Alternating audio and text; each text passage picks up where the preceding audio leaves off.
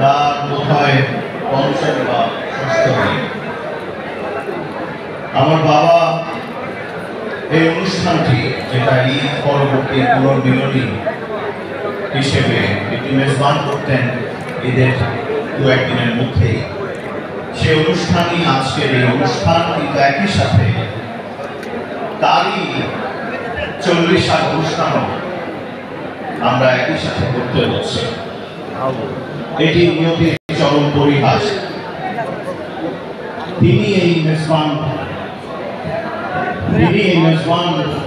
আয়োজন করেন প্রতি বছর। সেই 1991 সন থেকে আজ পর্যন্ত খুব কম ঈদ গেছে শারীরিক কারণ অথবা কোনো বিশেষ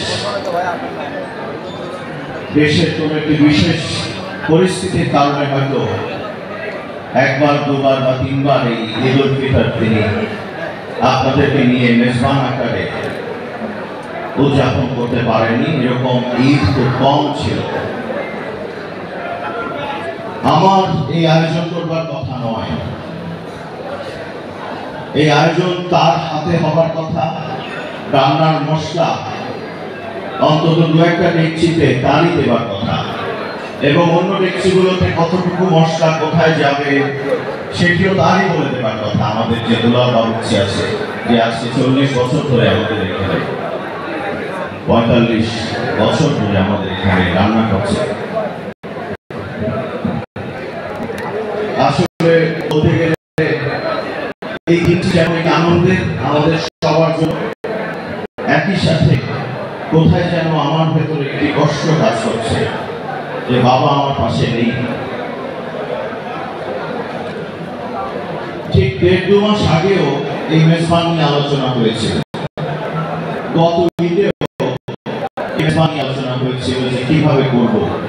খুব একটা ভেতর থেকে তার একটা অনুভূতি কাজ করতো, মেজবান হতেই হবে ঈদের পরে। অনেকে এটাও বলে এই ট্রেডিশন চট্টগ্রামে তিনি শুরু করেছেন 1991 সনে মন্ত্রী হওয়ার প্রথম বছর থেকে। যাই হোক, আমি খুব বেশি কিছু এখন বলবো না। আমি জানি আজকে সারাদিনে আমাকে বহুবার কথা বলতে হবে।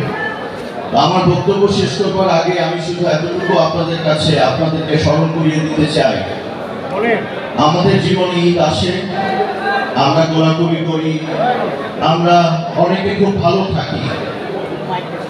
ভালো থাকবার জন্যই তো ঈদ উল ফিতর, মনে করবার জন্য, আনন্দ করবার জন্য, পরিবার নিয়ে, আত্মীয় স্বজন নিয়ে, বন্ধু বান্ধবদের নিয়ে। কিন্তু বাংলাদেশের অথবা ফিলিস্তিনের অথবা বিশ্বের মুসলিম ঈদে কিংবা সামনের বছরেও ঈদে ভালো থাকবে, বিগত বছরগুলোতে ঈদে ভালো ছিল, সেটাকে আমরা ব্যর্থহীন গল্পে বলতে পারি না।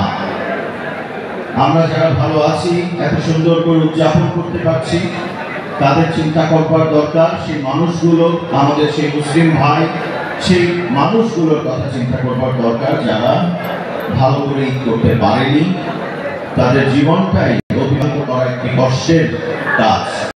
তাই আসুন তাদের জন্য দোয়া করি, তাদের জন্য কিছু করবার চেষ্টা করি।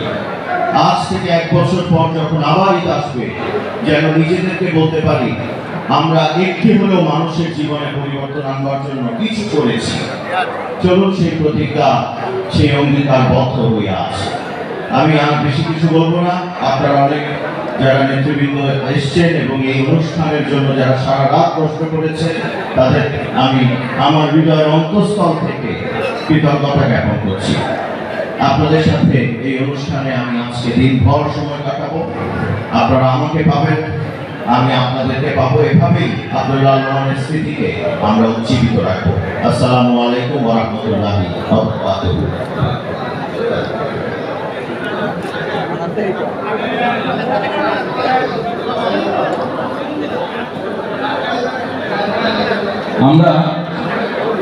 আমরা মোনাজাতের পর আমার মিডিয়া ভাই বোনেরা এখানে এসছে। আজকের ঈদ আমার জন্য একেবারেই